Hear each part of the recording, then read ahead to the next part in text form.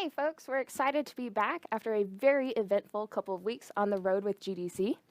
Before heading off to the show, our team caught up with White Paper Games, developers of The Occupation, the fixed-time investigative thriller set in Northwest England, specifically on Saturday, October 24th, 1987. Read our interview with the team to learn all about their design decisions in creating their innovative thriller. On March 18th, Epic announced the final round of Unreal Dev Grant recipients, the $5 million fund supporting devs working in UE4. In the words of Chance Ivy, we can't help but feel deeply honored to have played a part in the stories of hundreds of projects and look forward to where everyone will take things next.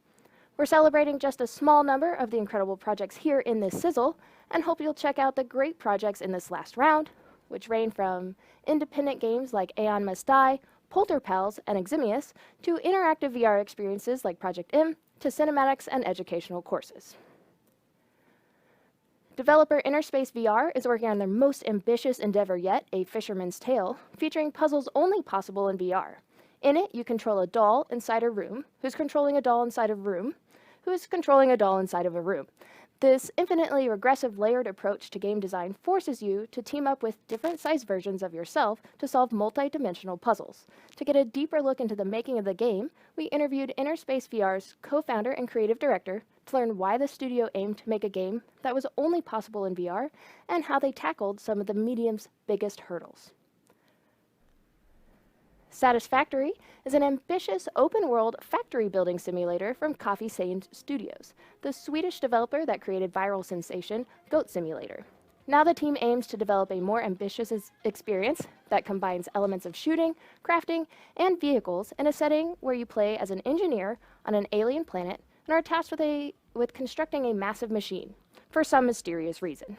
The game hits early access on the Epic Games Store on March 19th, and we encourage you to dive into our interview with the team, linked below, to learn how they're designing the game to be therapeutic, about the combat, the game's visuals, and more.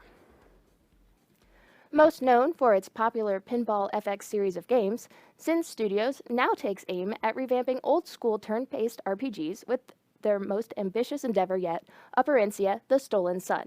Developed by a small core team, the first-person dungeon crawler will make its way to the Epic Games Store on March 29th.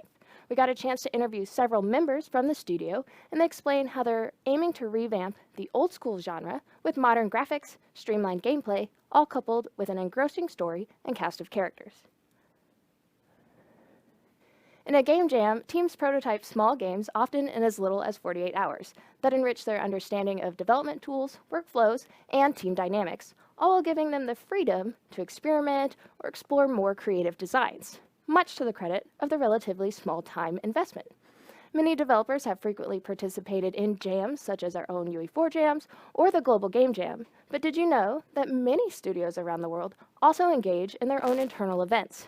Epic Games and Sumo Digital teamed up to co-organize a jam and found out what it takes to run a successful jam and what that even means. We kicked off last week with our annual State of Unreal GDC opening session from Epic Games founder and CEO Tim Sweeney, in which we announced Epic MegaGrants, a $100 million fund to assist creators doing outstanding work with Unreal Engine. Additionally, the upcoming Unreal Engine 4.22 release is the fastest version of UE4 ever, with drastically reduced compile times and many optimizations and performance upgrades, and will ship with ray tracing, new Live++ hot reload, multi-user collaboration, Niagara enhancements, and so much more. We showed Troll, a real-time short from Goodbye Kansas and Deep Forest Films, created entirely with UE 4.22, featuring a scene starring a digital princess, fairies, and an enchanted crown to demonstrate how ray tracing can create cinematic quality lighting with complex soft shadows and reflections. Quixel's short Rebirth highlights use of the studio's state-of-the-art photogrammetry techniques, extensive asset library, and world-class artistry to demonstrate new levels of photorealistic beauty in Unreal. The show also included updates on the Epic Games Store, a new partnership with Humble Bundle, and our now available free Epic Online Services SDK for any platform, engine, or game, helping devs with social experiences, game analytics, and a growing library of tools. And last but not least, revealed on stage was Chaos, our new high-performance physics and destruction system coming in early access to Unreal Engine 4.23. Dive into our recap of the show for more details on all the excitement and the announcements from GDC. Now on to our weekly Karma earners. Many thanks to Alakan01, Shadow River, Every Nun, Nebula Games Inc., Ikov, Thompson N13, Colder347, Ben Vladki, Affirmion, and Gaigon Lee. If you'd like to see your name up here, head over to AnswerHub and support your community. Our first community spotlight was created by Claude Studio with support from the Master of Horror, Dario Argento, and it comes Dreadful Bond.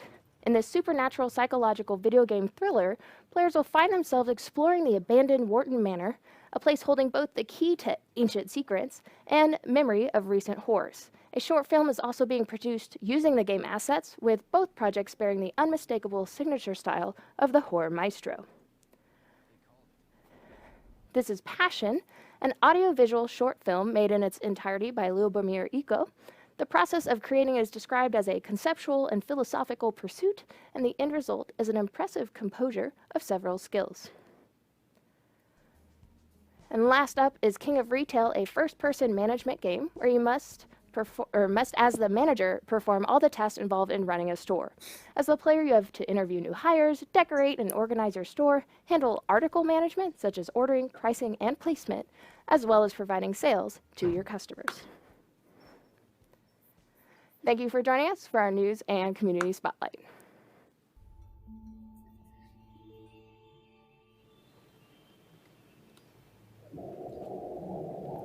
Hey folks, we're live with our Unreal Engine live stream. It's been a couple weeks. It's been an exciting couple weeks. I'm your host, Amanda Bott. We have Juan Canada, one of our senior rendering programmers with us, and Victor here on the other side, other community manager, and special guests, Aaron McLeran, our lead audio programmer, and Dan, also from the audio team, who's a surprise guest all of a sudden.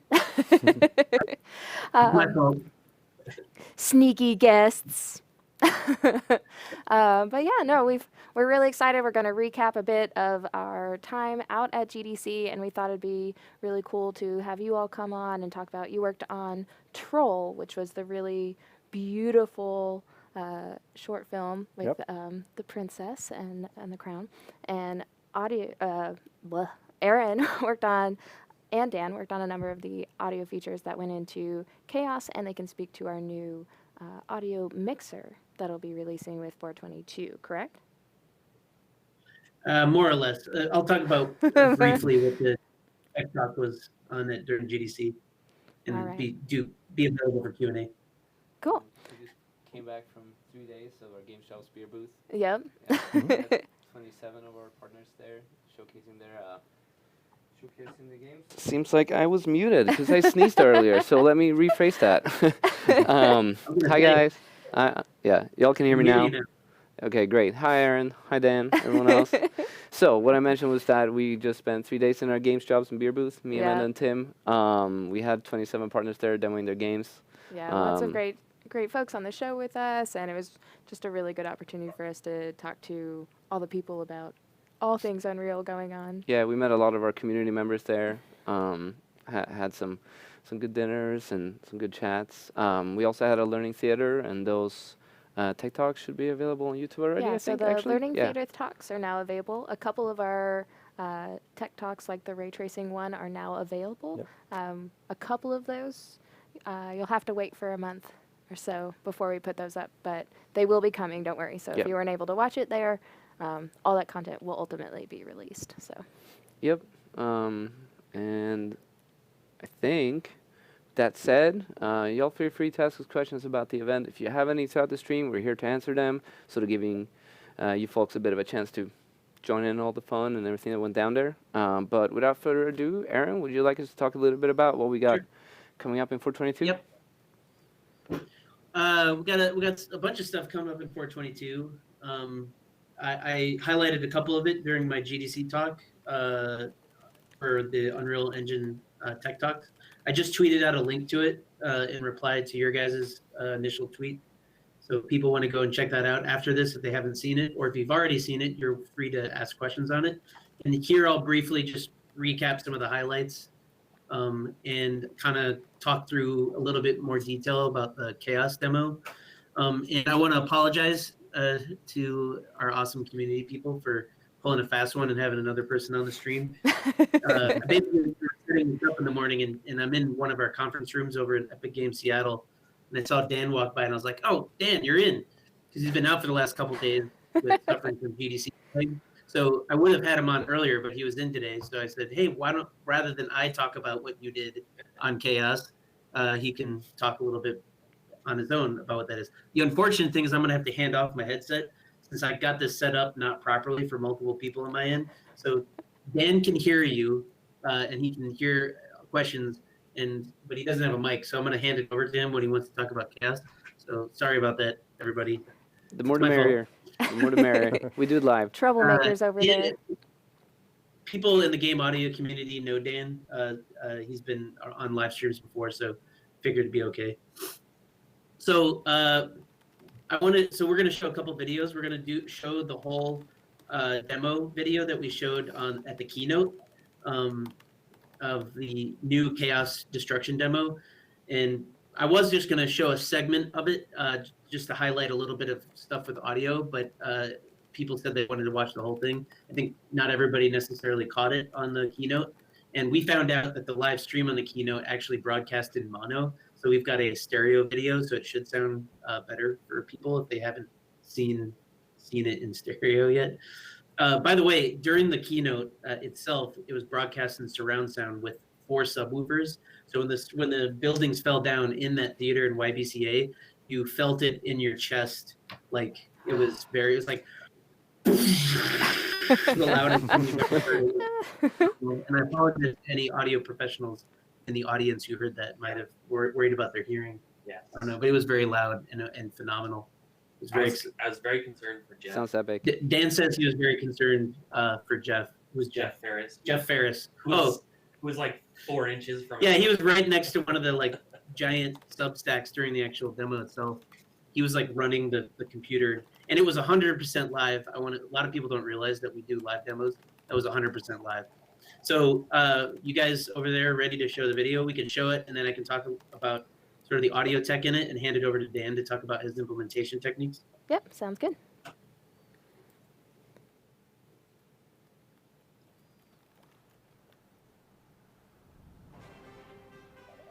Breaking news. Robo-resistance leader Chaos has broken into a robo-ready research lab and stolen top-secret military hardware. She has managed to evade authorities by using her teleport module. A recall agent has been dispatched. Okay, Agent 38, it's Renegade recall time. Oh, she's fast. And dangerous. Time to take these chain guns for a spin.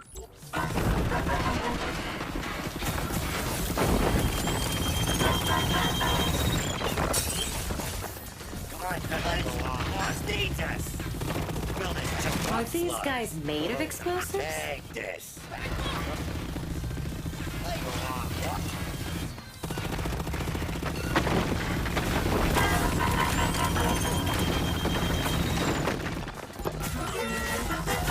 She's making a break for it.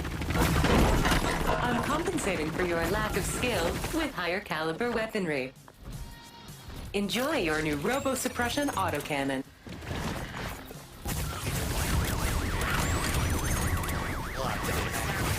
That'll buck right out.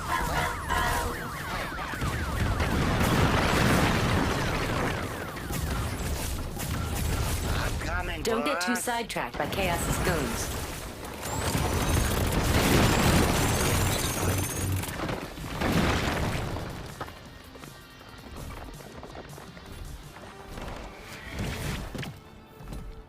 She's getting away. Activate rocket boost and get after her. She's gone into that building. Time to upgrade to sticky bombs. This ought to level the playing field.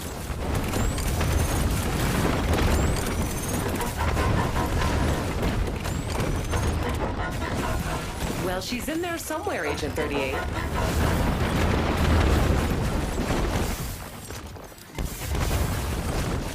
She's on the move again. Get after her. Uh-oh. She's gone into Robo-Ready headquarters. That is a lot of targets. I know. Let's just recall the entire building. Demolition-grade architectural recall systems are now online. Good thing it's a bank holiday.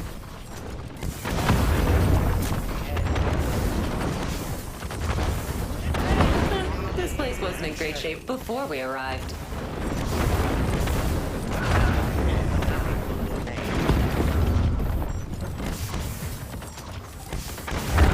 Let's see her teleport out of that one. Ugh. Head her off at the pass. Now would be a good time to figure out what that thing actually does. Oh, that's not good. Let her go, Agent. I think we've got bigger problems.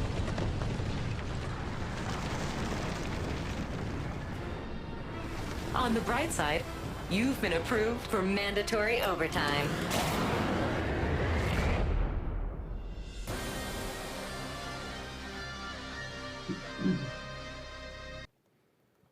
All right. So just imagine you were Cool. like rumbling and shaking the whole time, right? Yeah. So I'd say there was a number of significant challenges from my perspective, and I think I can speak for Dan. And one of that was mix. The mixing of that was very challenging because all of the really noisy elements and just chaos. So it's an appropriately named demo. Exactly. I mean, the entire development process was just constant puns, which is great for Dan. He's good at puns. But the mixing was just very challenging for that. And in the mix there, you heard, I would consider the dialogue to be a little bit too loud, especially for a stereo mix. But that's taken straight from the game with what we shipped at the live demo, which was mixed mostly for the theater at YBCA. And because we had such a huge amount of audio in the subs to get that feel, the dialogue just kept getting buried. So we kept pushing the dialogue up a bit. And so the mixing is very challenging for that. I do want to say another aspect that was challenging about the project was it's a whole new physics engine, which I'm not the person to talk to in detail about how the physics engine works. So maybe you guys in a live stream can get someone from the physics team to come on. I think literally everybody involved was taking the entire week off this week. Yep. Yeah. So We got someone in line. because I was we should get the physics team on this live stream and maybe a future one. But from audio's perspective, we got looped in to start working on audio for it in about December, and I think they had already been working on it for most of the year. It was for a long time. I don't know exactly when it was being worked on, but around December, Dan and I roll onto the project and say, like, okay, how do we, add audio to the physics engine? And there had been no capability yet set up for adding any hooks of any kind to the physics engine. And originally, Dan and I we had sort of grandiose plans about executing on some really cool next-gen ideas on combining granulation with traditional sound design techniques for physics and destruction. I remember it was a beautiful whiteboard that we planned out with all these amazing ideas for features, but we'll do that in the future. Instead, I spent my time like just getting audio to work at all in the physics engine. And so I had added the first pass on the sort of interface for the physics engine to the rest of the blueprint. And Dan and I iterated on it, and I tried to make it general purpose enough that other, disciplines could hook into it, like visual effects and things like that. Most of the visual effects were, I think actually all of them were actually done in C++ through direct hooks with Niagara. And so there had been that work done before Dan and I got involved, but I wasn't going to go and write a whole bunch of C++ code just to do audio. I wanted Dan to be able to do, be able to be self-sufficient while I work on a million other things. And so basically we spent, I think 2 or 3 weeks in December adding the hook, something like that. And we checked it in, and then Dan just basically took over the implementation and did almost all of the more complicated audio-specific logic and blueprints over the course of a couple months.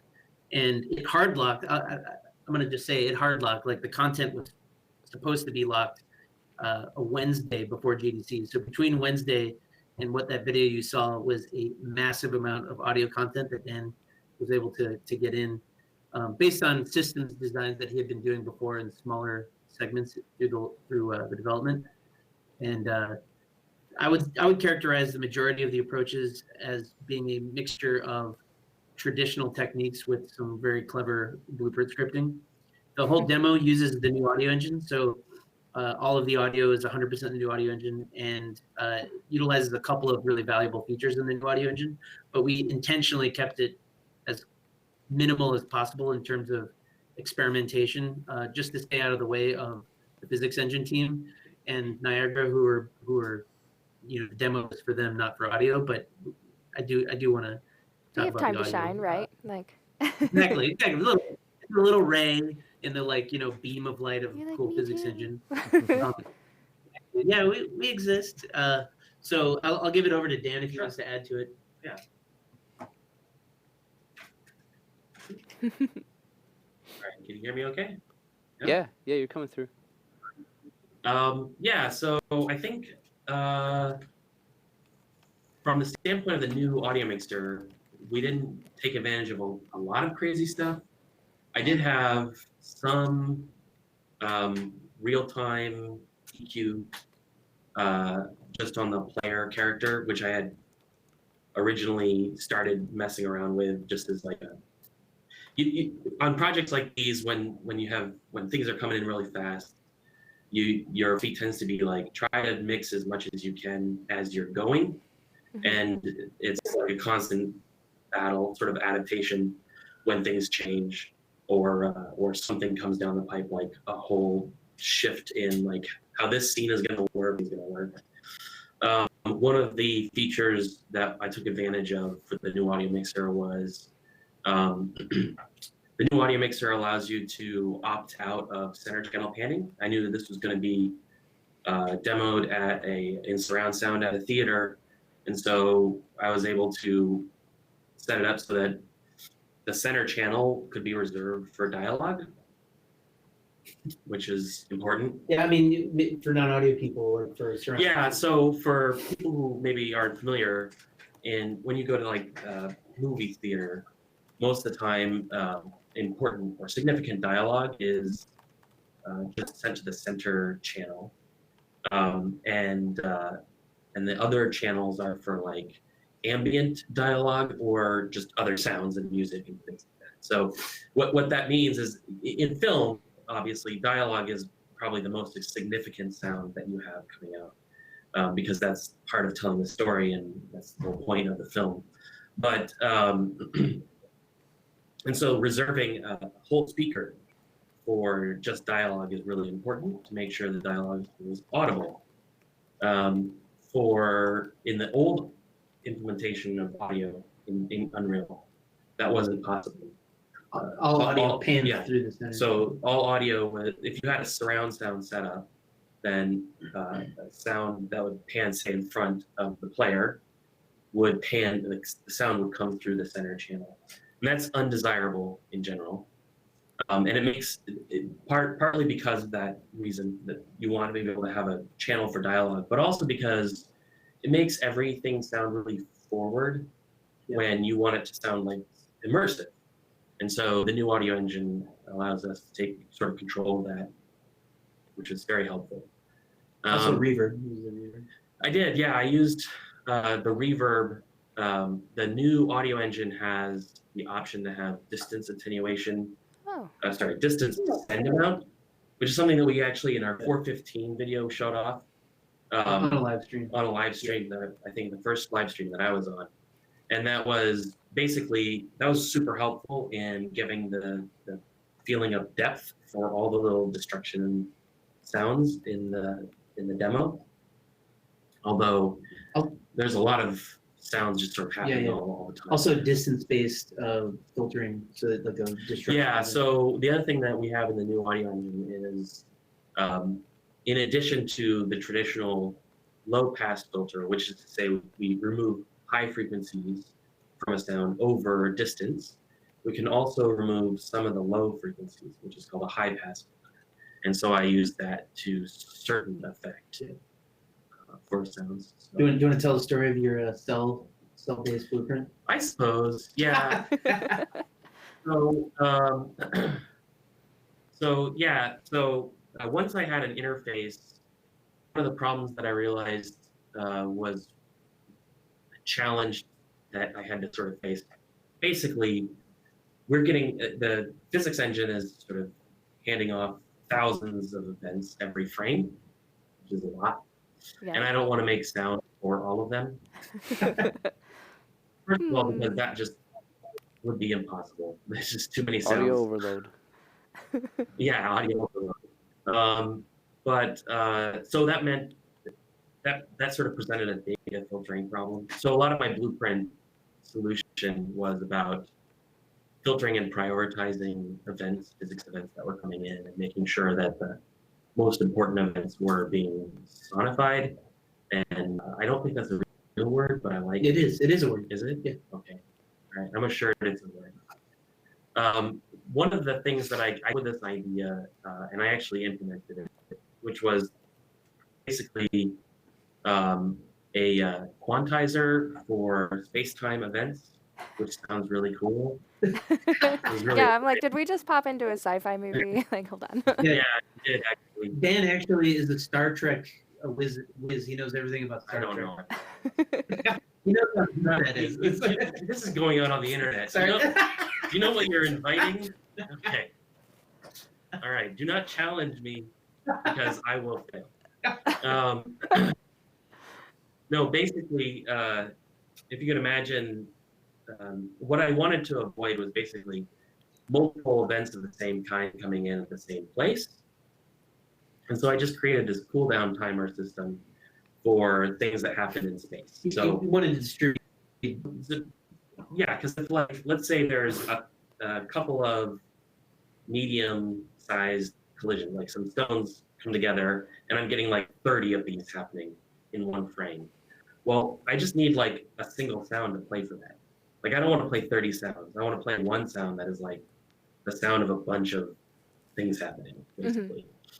So the idea is, you know, to accumulate data over the course of the frame and sort of make determinations based off of that. To create these events that sort of sit in space and then have a timer so that if things happen during the time that those sounds are sounding, that you don't just add on to that same problem. Because it's every frame.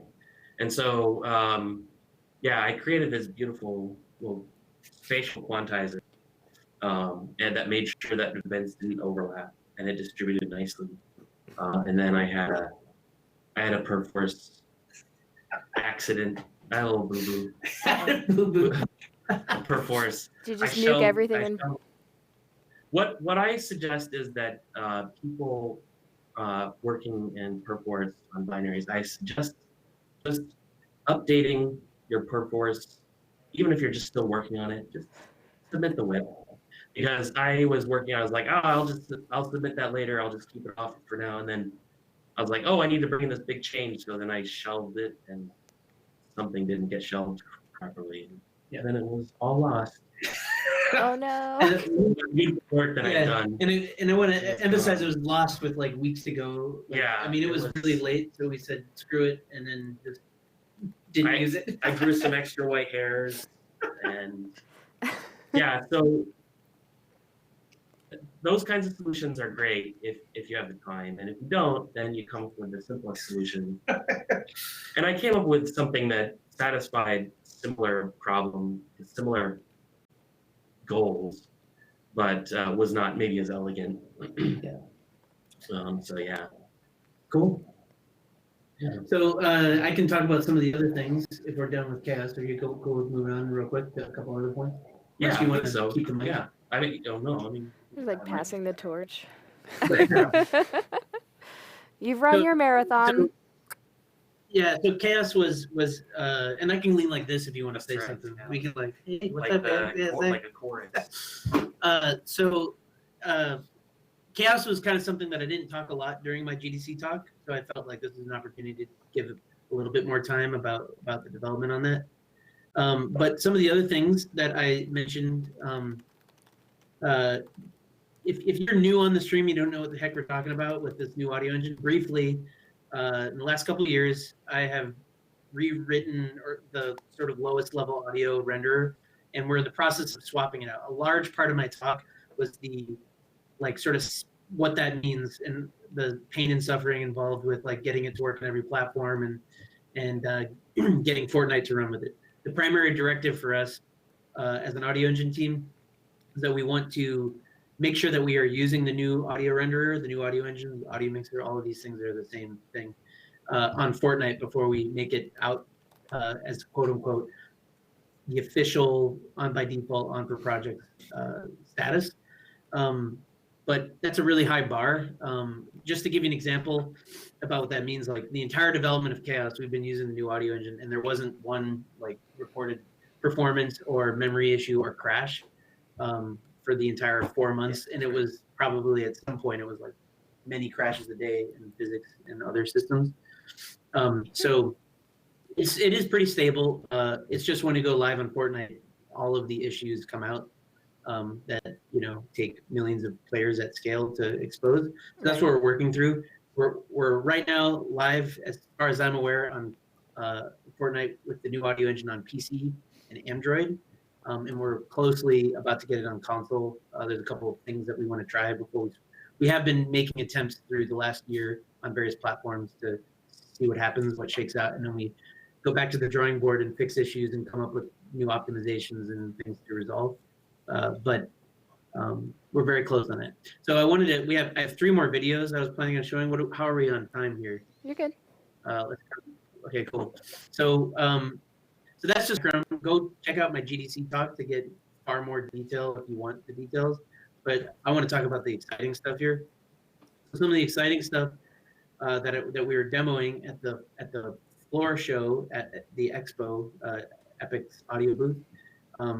Was a new tool called the time synth. I can give some background as to why I called it the time synth. Before I say why it's called that, I'll describe what it is. It's essentially, speaking of the word quantization, it's a audio clip event quantizer. It sounds crazy, but it's simple. It's just quantum mechanics. That's all. It's all it is. Actually, I took plenty of quantum mechanics in graduate school. I love quantum mechanics, but it has nothing to do with this other than the fact that the word quantum or quanta means that it snaps, that's all it means. And so in this case, the idea is you have an audio clip, and I say an audio clip, it's just like an audio file. And you want to make sure that that audio file plays on a precise moment in time. And so the fundamental problem that prevents you from doing that in Blueprint without this feature is that the Blueprint code and any other audio event code is going to be running on the game thread. And there's going to be a small amount of time delay before that event gets to the actual audio renderer. And the audio renderer, which is the thing actually generating the audio, needs to get that event precisely and execute it precisely down to the level of an audio sample. That's what's called sample accuracy. If you don't have sample accuracy, you'll hear little clicks and pops and gaps in the audio playback, which sounds terrible. And there's been lots of really clever workarounds. I think Dan even showed off one of the workarounds on that on a live stream about a year or two ago. And so essentially, this system prevents you from having to do weird workarounds. And all it is, if you're familiar with Ableton Live, it's inspired by Ableton Live in the sense that Ableton Live has a really cool clip quantizer. Essentially what you do from Blueprints is you basically play an audio clip, which is a new asset type, which defines what audio to play and what its beats per minute and what its quantization enumeration type would be, like quarter note. If you're familiar with music, like a bar is like 4 bars, like 1, 2, 3, 4, 2, 2. That's a bar, right? Counting up to 4. And so essentially there's a bunch of different types of quantization event types. Then the thing itself has its own sense of time. You define BPM and beats per minute, and you play the clip on the object. It's called the time synth, and it'll queue it up. You do it as long as you do it ahead of when you want it to execute. It'll queue it up and then execute it exactly perfectly on the audio render, exactly at the quantization boundary. And you can basically sequence audio clips arbitrarily and have it be perfectly played back in the renderer. And the cool thing about it is that it's not a singleton, which means you can have multiple of these out in the world. They can be spatialized on actors. And returning back to why I called it a time synth versus something like a music sequencer, is that the problem that I'm describing is independent of music. It's really just a time quantizer. And so this could be used for other applications other than music. You might think that music would be the only way it uses, but you can imagine it being used for, a gun system where you want to have really precise control of one-shot gun events. So, rather than having it drift, based on the blueprint or the game thread frame rate, it can be like, you could say, play this one shot, every quarter note or every eighth note or 16th note at this BPM, and have it precisely be executed. So it's like perfectly timed in the audio render. There's a couple of features I still want to add to the time synth, which is why it's still in beta. Also, it's brand new and pretty complicated, so there could be bugs that I missed. So what do we call it? Not beta, but early access. Early access. Yeah. So there's a couple of features I want to add to it. I want to add the ability for time synth clips to trigger other time synth clips when they're done. So I would call it like end action or follow action, which I think has a similar concept in Ableton Live. So the idea is that you can trigger one clip and then have that clip trigger a clip, and that clip trigger a clip. Something like rudimentary logic. That's Yeah, encapsulated. exactly. And so then you can get arbitrarily precise clip sequencing even within one audio callback. So an audio callback might render 1,024 samples in a given render loop. With the time synth clip that can trigger other time synth clips, you can get down to like a sample triggering another sample triggering another sample. It might be expensive, but you theoretically could do that. So I want to add that. And so I have a demo showing this off if you guys want to check it out. Basically, I'll do a quick setup on this. This is the time synth video, if you guys have that queued up. Basically, Rob Gay, a new audio programmer on our team, put together a demo where he hooked up a MIDI controller, this DJ MIDI controller, and cues up audio clips pushing buttons and kind of create a little music player that quantizes the event of the music to the beat. So if you guys want to, he also, on top of that, he demos this weird scratching thing where he hooked up the wheel thing, the disc thing. He hooked up to the synth sample player. Yeah. So he hooked up the disc spinning thing to another synth called the synth sample player to emulate DJ scratching. It's really cool. So if you guys want to play that video, I can stop talking.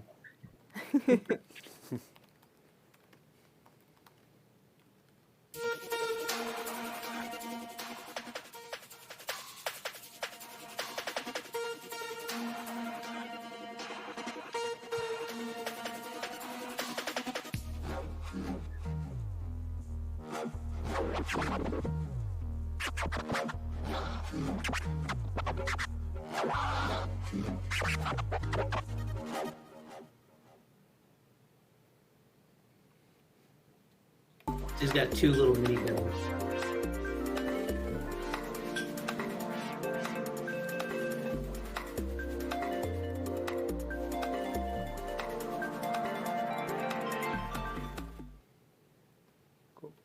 Sounds great. So they're like, Yep. yeah, two little mini demos. But you can see that that's just one application. It's not like I made a DJ thing. It's just a clip sequencer.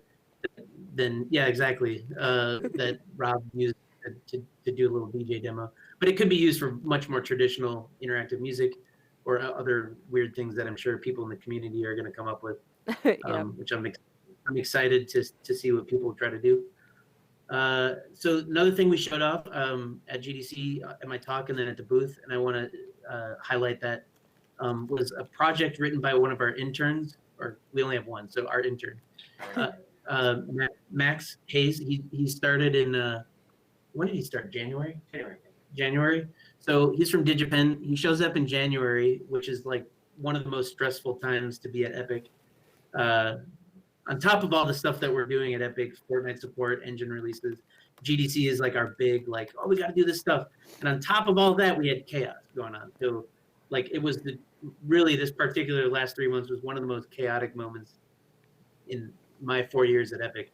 And so our first intern ever rolls up and I'm like, hey man, I'm really sorry. I don't have a lot of time to mentor you. Just figure things out. I was like, I think I probably spent like a day or two in the last 3 months mentoring. But I was like, figure things out, and we're doing GDC. None of us have time to do anything really exciting and new. And if you come up with something cool to show, we're going to show it and highlight it, because we don't have anything else. Your only hope. No, but he did awesome. He figured things out. He worked mostly self-sufficiently. He'd come up with issues and we'd help him. But like, he did a really great job. And what he came up with was a new synthesizer, using a technique called wavetable synthesis. And the basic idea of wavetable synthesis is that you have a small, like, literal table of data that represents one period of a waveform. So, like a sine wave, you'd be like, that's one period of a sine wave. So rather than it being a sine wave, it's like just an arbitrary table of data. And so anything can serve as a wavetable. It could be another audio file. It could be anything. But one of the ideas was to use a UE4 float curve. If you're familiar with float curves in UE4, it was like, hey, we could actually just use that as a way to create a table. Then we just synthesize that table. And then it was like, from there, we could have a bunch of them. And then we could interpolate between the different tables. And then maybe we could, do it in real time. Oh, now we got this really cool MIDI thing. Let's hook it up to MIDI. And then I have to admit, Dan's idea was really cool. The head of the MIDI Manufacturers Association actually came to our booth. Really? Did I tell you that? No. So guy shows up at Expo and he's like, hey, I'm the head of MIDI Manufacturers Association. I hear you guys are doing some cool stuff with MIDI. And I showed him this synthesizer you're about to see, and he couldn't believe it. He had never seen anything like it. Basically what it is a fader port. It's a MIDI controller that has bidirectional communication so that you can send MIDI events to it, and it can get MIDI events to UE4. And the faders, it has motors so they can be driven remotely. So if you control from Blueprint, say, hey, send this fader value to 0.8 or whatever, it'll actually move to that. So you'll see the fader port slide. That's not the exciting part. People in audio know about motor-driven MIDI controllers. The exciting part was that the wavetable was directly represented on these sliders, and so you could author the wavetable with the sliders, and those sliders would then control the UE4 curve, and vice versa. You could modify the UE4 curve, and then you'd see it in the sliders. And in that way, while you're playing the synth and hearing it, you could be carving the audio on these sliders. And the idea of doing that was Dan's. We basically got this fader port, and we wanted to build a demo around a new mixing system that we're in the process of developing, but it wasn't ready for GDC. And so we had this really cool fader port. What can we do with it? And Dan's like, why don't we just, author the wavetables with it? Anyways, I thought it was cool. So I'll stop talking and you guys can hear the video. So this is Max himself. He put the video together and is demoing it.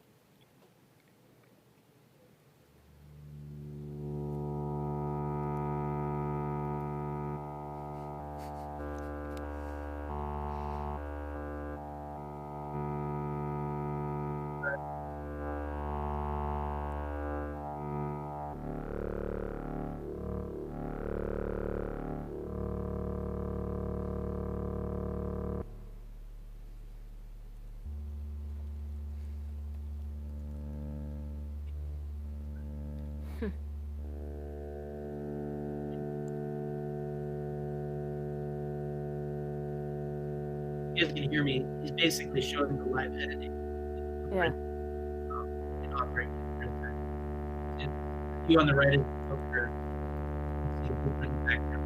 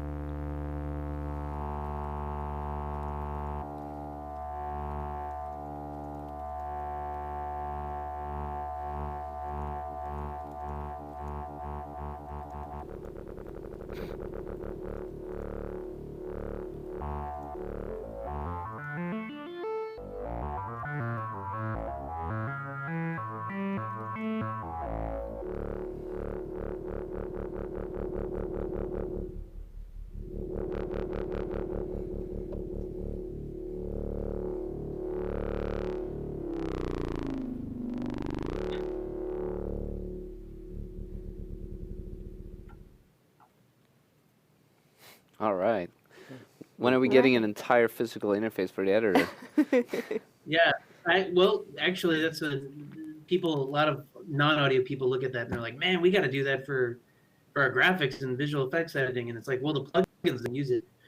One of the things we want to look at doing is adding an editor version of the plugin, so it's not just a runtime plugin, but an editor plugin. In which case, then you could actually be authoring content in the editor with MIDI, and maybe even do MIDI mapping for different actions. And then you could bring it to other tools like a material editor and things like that. But it's just a matter of talking to graphics people. Hey Juan, how you doing? That would be great. I agree. Yeah, hey, what's up? So I got one more. Do we have one more video, right? Oh, one more quick video. Last thing we talked about, it's kind of cool, is so this was done for Fortnite, basically very quickly, and is a cool feature, and I just want to highlight it. So we added some real-time analysis capabilities for the audio engine, so we could do envelope and spectral analysis on audio files in real time. And this was used for a thing in Fortnite that you may have heard about. Maybe I don't know. Maybe. So there's a guy named Marshmallow who did a collaboration with Fortnite. He did a really big show. I can't talk about any details on it, but I can say that spectral analysis was part of it, and a big part of that was to drive visuals and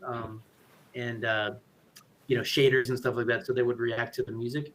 And so when it was all for real-time stuff, and an artist had gone and implemented the real-time analysis to a skin, to Marshmallow. There's a skin that they sold with Marshmallow when it went out, and I was like, hey, that's only real-time, it's not going to work. But the idea had been born, so I basically implemented a non-real-time version of the spectral analysis in a couple of days, a couple months ago, and it's a cool feature in the engine. Yeah. Basically, you can opt into a sound wave to bake in, I would call it baking, the either the spectral characteristics that you're interested in, or the envelope follower, and you just hit the little checkbox, you add what data you want, and then it just lives there with the sound wave. And then when you play the sound wave in the game at runtime, there's a new audio component function to retrieve the data as it plays back. And so it's essentially a way to have non-real-time spectral analysis, which can be expensive, especially on mobile. You don't want to do that for a lot of stuff. And then they ended up driving Marshmallow's skin, it's a reactive skin, off of that baked analysis. And so the last video I want to show you is basically Marshmallow skin reacting to the baked-in music, to the baked-in analysis in the music.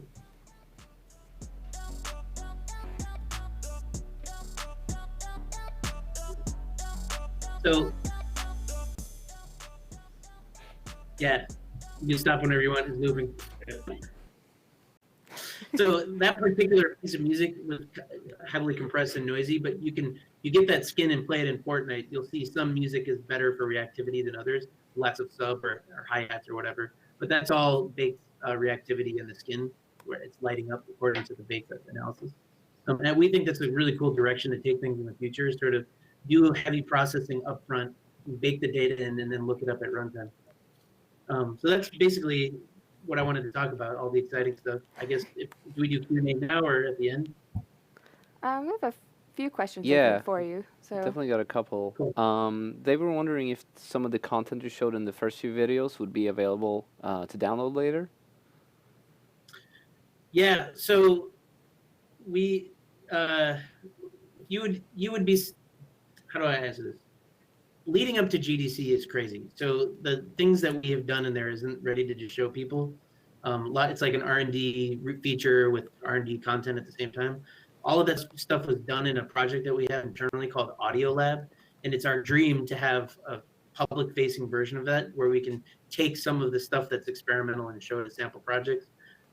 Maybe that could be something that Dan starts looking into doing in the next couple of months now that Chaos is wound down. But I would love for us to give this to you. But the problem is, as you can imagine, the layers of stuff where we want to polish it up, document it, make sure everything's done in the right way. Because we don't want to end up publishing something that's thrown together and have it be something where people are thinking that this is the way to go. Right. You know what I mean? When it's, you got to make sure it's everything, which takes time. You know. Right. So yes, I would like to do that. That'd be great. They were also wondering if there will be a beat detector node.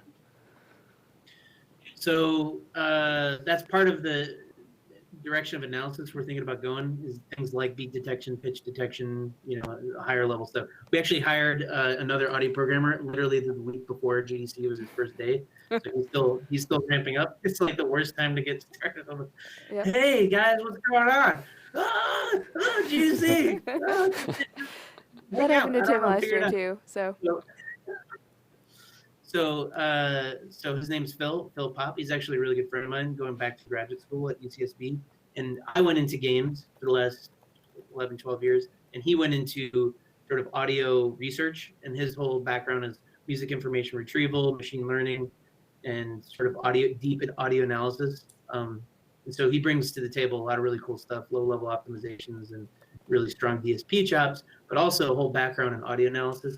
And so we're looking to utilize his skill set in really cool ways. He's got a lot of really cool ideas. Beat detection is one of them. That's great. nice. Yeah, that's awesome. Thank you guys so much for bringing us all your audio expertise. And it's obvious that you're excited, Aaron.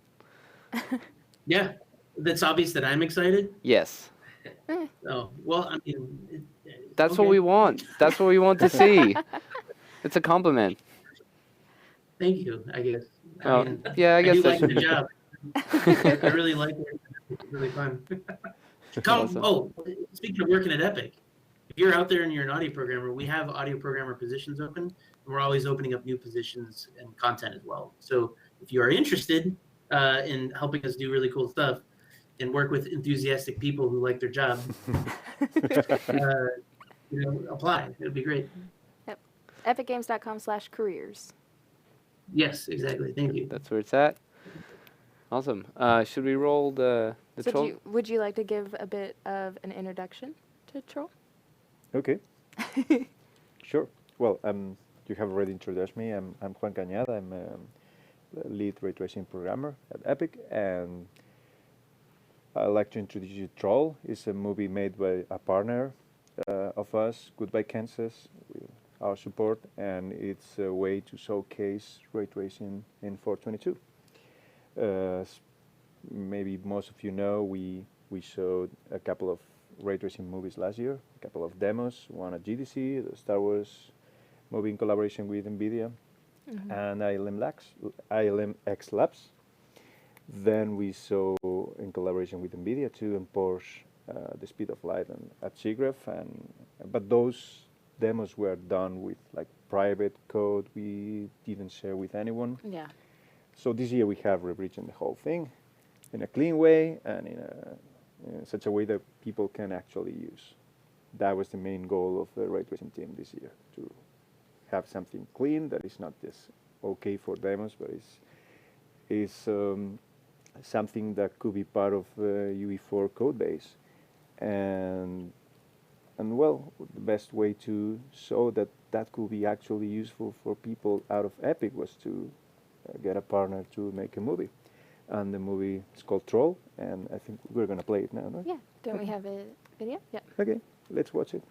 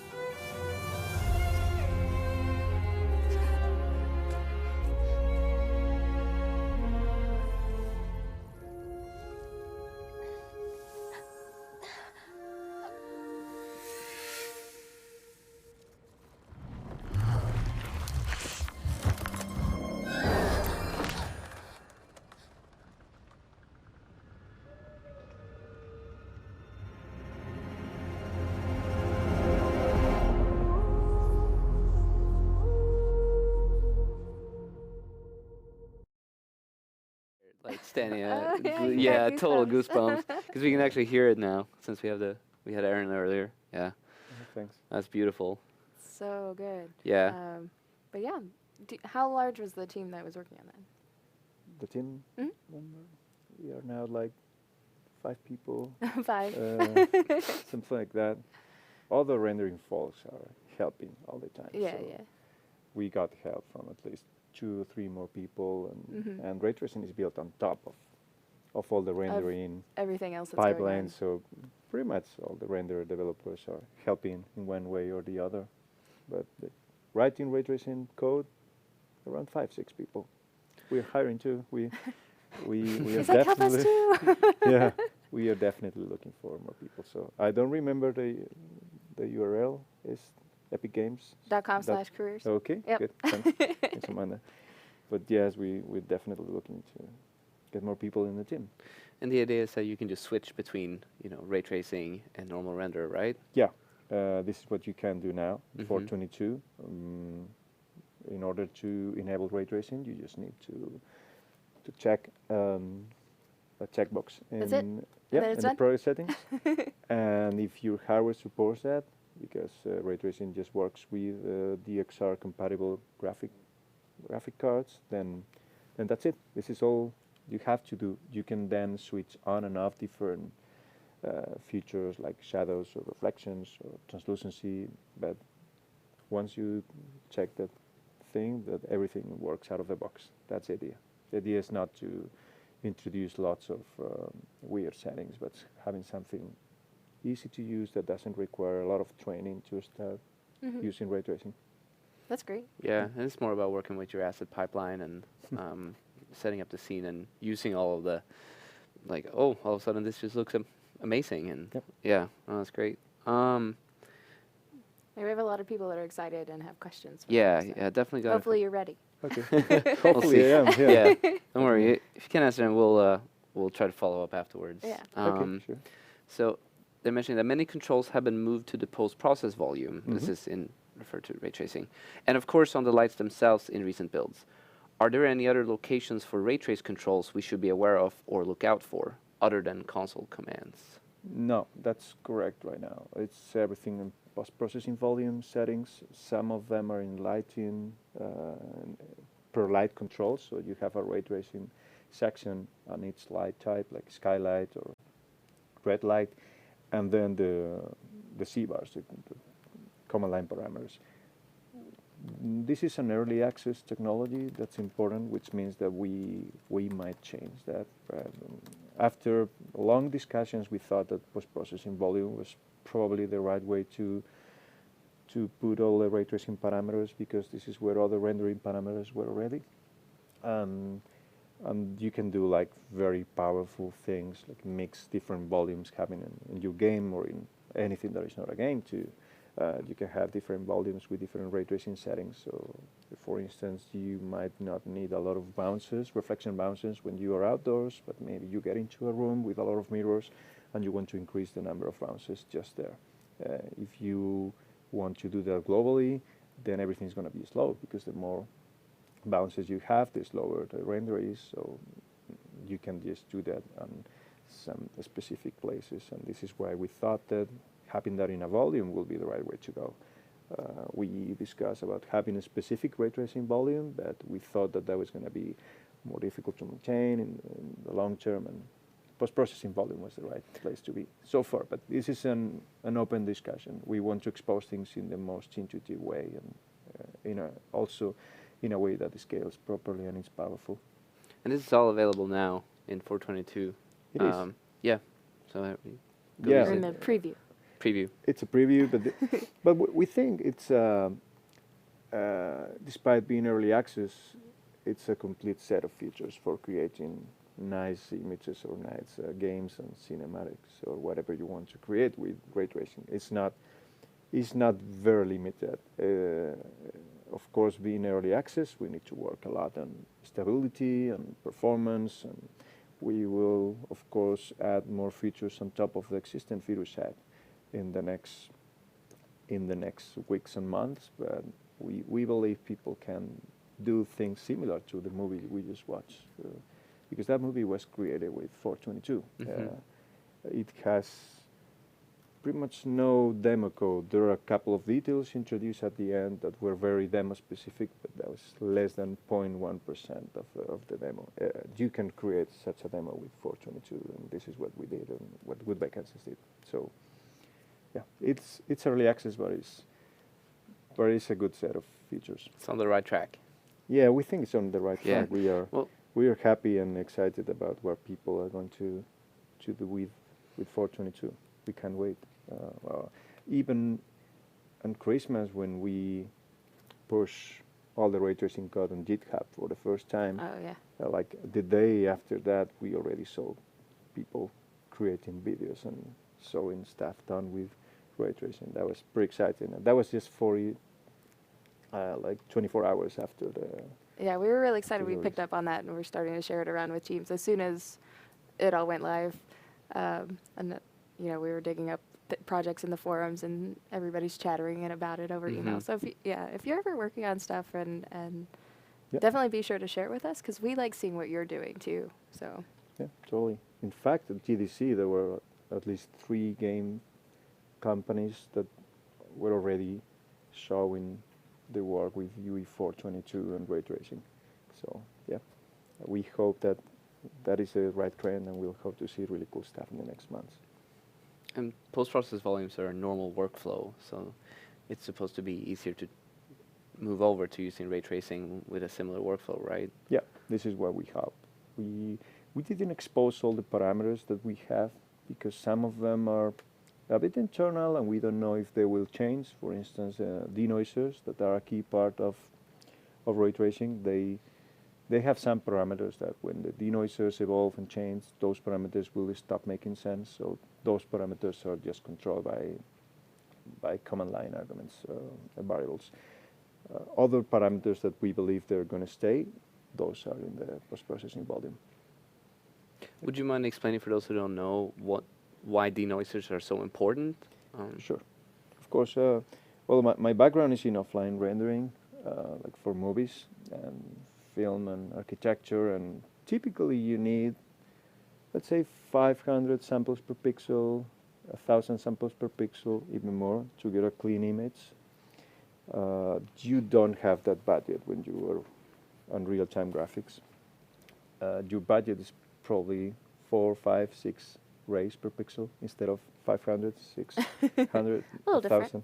Yeah, so it's a big constraint that forces you to try to be smart and to apply powerful optimization techniques and denoisers on top of all those optimizations. Denoisers nowadays have evolved a lot. They are not just like blurry filters like 10 years ago, but they are pretty sophisticated pieces of software that can learn from the past frames, and they also can learn from the other neighborhood pixels and combine both things with a lot of information.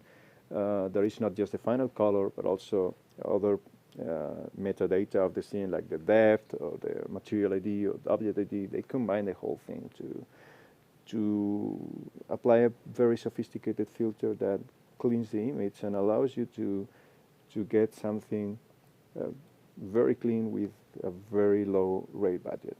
So yeah, denoisers are key and are instrumental for having real-time ray tracing. And that's also how you balance performance versus quality by changing the amount of the denoiser being active and the amount of rays that you're actually doing, right? Yeah, you can. This is definitely one of the main ways to trade between quality and performance. There are others too. You can, for instance, render ray tracing passes at lower resolution. We didn't do that at Troll. Troll is, all the ray tracing passes are rendered at full resolution, but we did that at the Star Wars short film last year. Reflections were rendered at half res, and then you can scale that up. And these kind of tricks are a good trade between performance and quality. There are others, like maybe you want to trace shadow rays for computing shadows, taking into account that materials are exactly the same ones that you have in the raster, in primary visibility, but maybe you want to use a simpler material like ignoring alpha channel, or well, in general, treating objects like opaque. So basically, you have a lot of different mechanisms for trading between quality and performance. All right. They're wondering about different denoisers, if there will be other denoisers available. Yeah, there will be others for sure. So far, we have denoisers for shadows, for reflections, and for GI, ambient occlusion. But we plan to have more sophisticated denoisers for things like shadows in reflections, also for the path tracer. We still need to experiment a lot with things like if we want to denoise all the lights at the same time for computing shadows, so we want to just have one denoise pass for all of them. This is still research. This is why this is early access. We have learned a lot this year, but we need to keep working to see what is the best way to go. This is the future. I mean, it's not like we're going to stop doing ray tracing anytime soon. Oh, yeah, no, we just started. There's so many open problems. It's clear from our own experience that shadows, ray trace shadows, are the way to go. They are efficient enough to be useful on games like today. There are already games on the market that are using ray tracing shadows, ambient occlusion, but other effects are way more expensive. Reflections, global illumination, translucency, and there are many open problems there. So we need to keep exploring on GPU efficiency, how we can trace rays in the most efficient way, and also how we can denoise things in an optimal way. Yeah, lots of work to do in the next years. Yeah, because distance ray trace shadows has been in the engine for quite some time. Yeah. And I've used it myself. It's very performant, like surprisingly so.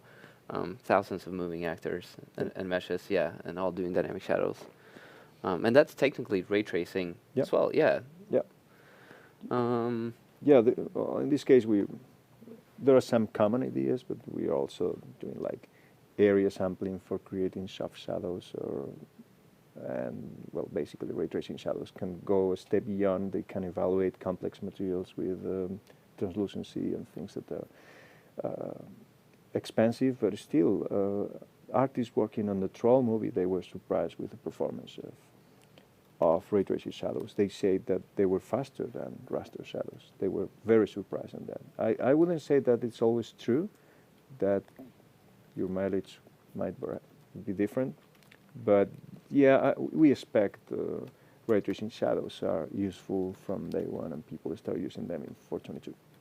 That's exciting. Let's see. They were wondering if you happen to know which GPU Short were using during his presentation on the computer at the Learning Theater. That should just have been like a 2080, right? The Learning Theater, I need to check. The one we were using for stage at the demo for Troll was a 2080 Ti, and on a booth we had another two 2080 Ti's for showing Troll. But for the one that's used for the theater, I don't know. Okay. I guess it's also a 2080 Ti, but maybe it's just a 2080. It has less memory, but the scene maybe was not very large. I mean, we need to find that out. I'm sorry, I don't know that. That's completely fine. We will figure it out. Let's see here. I haven't been able to go through. There's been a couple more. Let's see. They were wondering if there's another GPU light mask solution, if that will be a thing in UV4. Yes, we're working on that, and we actually mentioned that at the end of our tech talk at GDC. And the last slide is already uploaded. It talks about the future, and one of the bullet points is that we are working on a progressive GPU-based light mask. If the question is when, we don't know yet, but it's definitely on a roadmap, and there's already people working on that, and we know how important that is for people. People have been waiting for that for a long time, and it's a priority for us. That's great. Yeah, I'm sure you answered the question there. I can keep working about other parts of that slides in the future if you're interested, or do you have more questions? Yeah, no, Sure, go please ahead. do. Okay, good. Well, just in case people are wondering, as I already said, it's early access, so our main goal is to make it as stable and as efficient as possible, quickly, 423, and then there's some research we have to do to support geometries that are not triangles. So far we just support triangles because this is what the DXR supports like out of the box. But the DXR API also has something called intersection shaders, which basically means that you can support any kind of geometry if you know how the geometry intersects with array. That means that we can do like more sophisticated things like supporting hair splines or landscapes or volumes, anything that is not a triangle.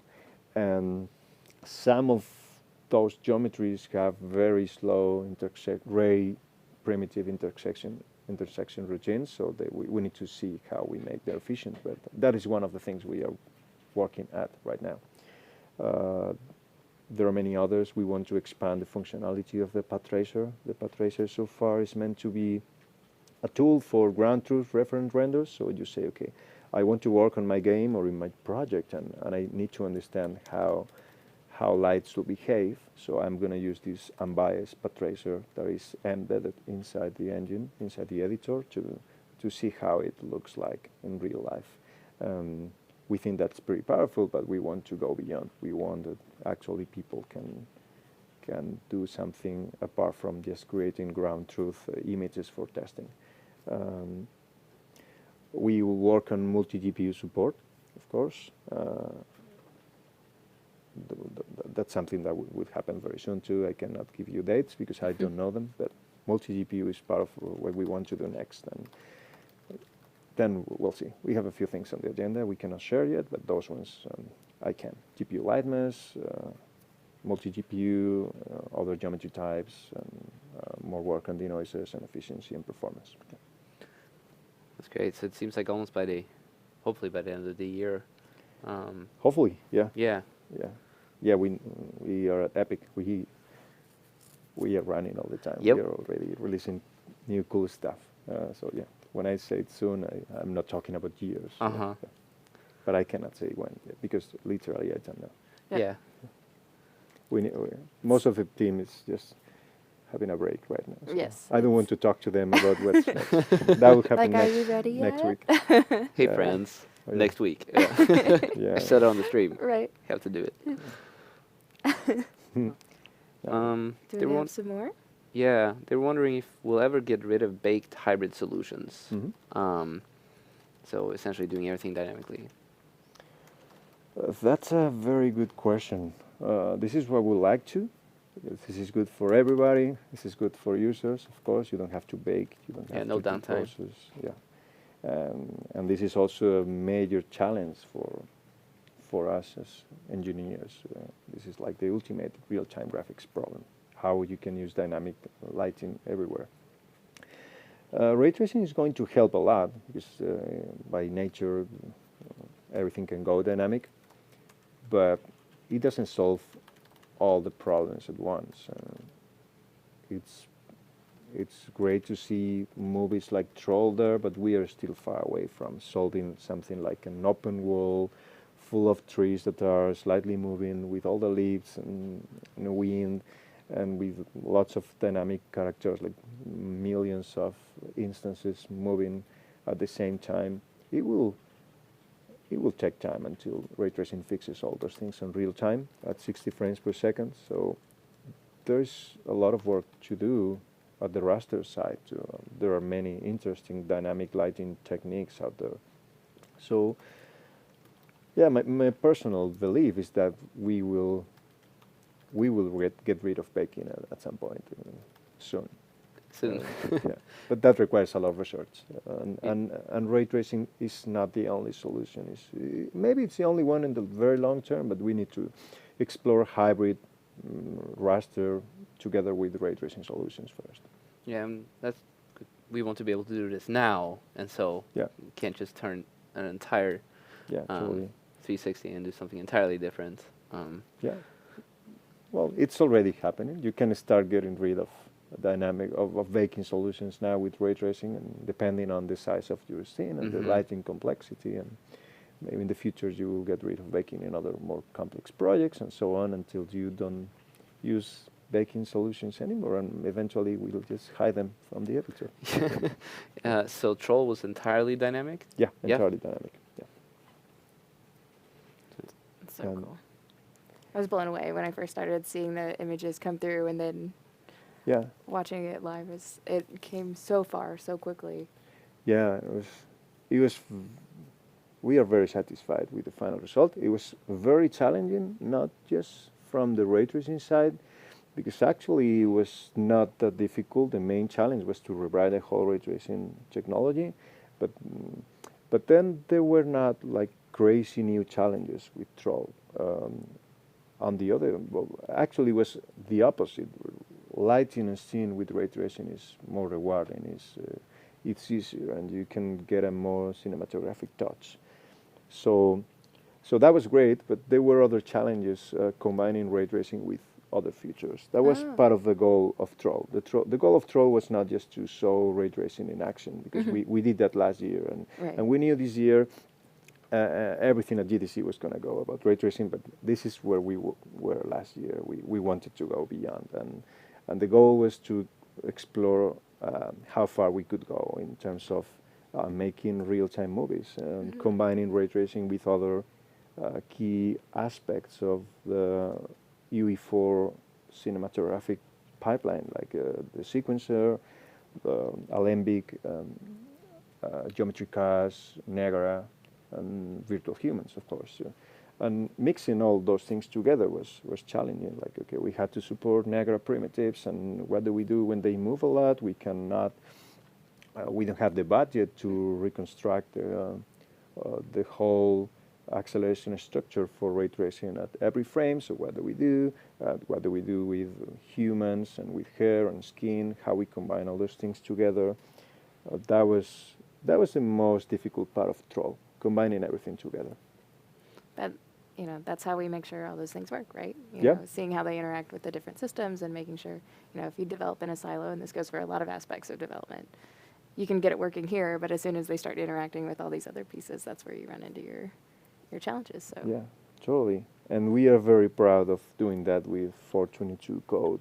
And we can't wait to see people creating these kind of cinematographic real-time pieces. And Would are voxels more efficient than triangles when you're doing ray tracing in games? Well, the thing with triangles, that's a good question and very deep, and that could be a talk itself. The thing with triangles is that they are supported by the DXR specs, and they are supported by hardware, by NVIDIA and eventually other vendors in the future. So nothing can beat right now the acceleration structure given by the hardware plus the rate triangular intersection system. Maybe in the future things will change. Voxels are really promising, and there's a lot of information on how to use voxels in real time and trace against voxels, and maybe in the future DXR will support that under the hood, and we can use it like out of the box without not extra effort, or maybe we'll never do that and we have to write our own support for voxels. Why not? Yeah, well, we'll see. Yeah. I think that was everything we got on ray tracing for today. If there's anything else popping up that I missed here? Okay. we'll give them a couple, let's see. Folks are asking about documentation. I imagine that will be coming with the release. I know our team's working on it. If not right at release, it'll be hopefully shortly thereafter. But you had a great talk on how to even set it all up, right? Yep. At one of our tech talks. So definitely go check that out. It's not, I know some of you prefer to read, so it'll be there, I promise. Yeah, I'm pretty sure the documentation is Ready to go? pretty much Or- ready because we already reviewed that. Tim Hobson, Okay. for instance, and helped him. And Great. Yeah, So yeah, definitely. you'll have docs. Yeah, we have docs. We'll have docs. And yeah, we in our tech talk we give a lot of information on how the ray tracing API works. Patrick Kelly, another ray tracing senior engineer, he went through the whole API from low level and how we communicate with the DXR API to high level, different ray tracing passes, reflections, shadows, GI, how they work, where we are right now, the existing limitations, what we can expect in the future. So yeah, if people are interested, I recommend them to watch that talk. And also as part of that talk, Anton Palmquist at Goodbye Kansas, he gives a breakdown on art, content, the ray tracing pipeline, what ray tracing gave them, and so on. Excellent. So if you haven't watched it yet, go give it a look. And I think we've dropped it in chat a few times, but we can throw the link in there for you in just a moment. But We we'll need come to back make around sure that that. we get an RTX card in our PC here so that you can come back and show us some of these things. Yeah, absolutely. Next time. Yeah. Anytime you want. There's a lot of ray tracing cards now here. They were difficult to find a few months ago, but now the office is full of them. So Yeah, we'll make sure that we'll update the PC here so that we can do that. awesome. I'm Thank sure you. everyone will be very excited. All right. Well, thank you so much Yeah. for joining Thanks us. for I having me, know Rachel. you've had a busy week or a busy few months leading up to GDC, Yeah. so we appreciate that you were willing to come join us. It's my pleasure. Thanks for inviting me. Yeah, absolutely. Aaron and Dan snuck away to Eat get back lunch. to work and eat lunch. Yep. You know, since Okay. they're out on the West Coast, it's their lunchtime. But we do want to publicly thank them for joining us. It's always Mhm. good having Aaron on and Dan. They're Yeah, they're full of excitement and enthusiasm. yeah, it's contagious. It's like, oh, give me all the audio tools now. Like, All right. I need to buy a DJ table. Yep. He's like, well, I'm going to be a DJ now. Yeah, So- automatic sliders. Like, I want to see them move. All right, so I am dropping the survey into chat. Please fill that out. Let us know how we're doing on the streams or topics you would like to see in the future. We're here for you, so let us know what you'd like to see. We have a lot of cool stuff coming up in the short term, but Yeah, can I name drop some of them? if you want, Yeah, next week we got Lauren Ridge Mhm. and Nick Pfister coming on to talk about editor utility widgets. And then the week after that, complete brain loss. I got something else scheduled. I'll make sure you'll read the announcement post. And then I also wanted to do a little shout out that later in May, we will actually have the Quixel team Mhm. on the live stream talking about Rebirth and some of their new tools that they're developing. yeah. So we've got a lot of really cool stuff coming up.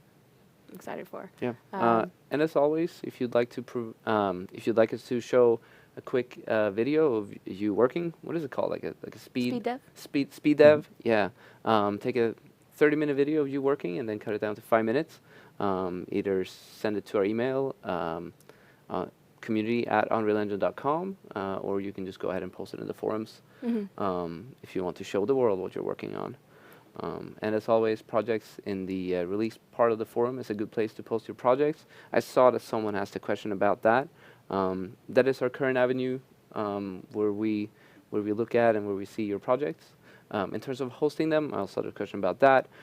We don't have an avenue for that, but there are plenty of things available online. Feel free to reach out to us on Discord or Twitter, etc., if you'd like to know a little bit more about that. Yeah, so if you shoot those over, we definitely like using those for our countdown, but we also in the forums search for projects, and that's often how we surface our spotlight. So, you know, we'd love to see your projects, and it's a cool way that we can promote them for you. Also, always check for your local UE4 meetups, meetup.com/pro/Unreal Engine. Odds are there's some really amazing people in your area making rad projects, and it'd be a good chance to get feedback or show off what you're doing. And if not, you can always start one yourself. So, yeah, be in touch. And if you're streaming Unreal Engine on Twitch, be sure to use Unreal Engine as your game. And yeah, so again, thank you for joining us. Thanks, Juan. And Thanks a lot. follow us on all things social media, Twitter, Twitch, Facebook, all that good stuff. And we will see you next week. Take care, everyone. Bye. Bye bye. Bye.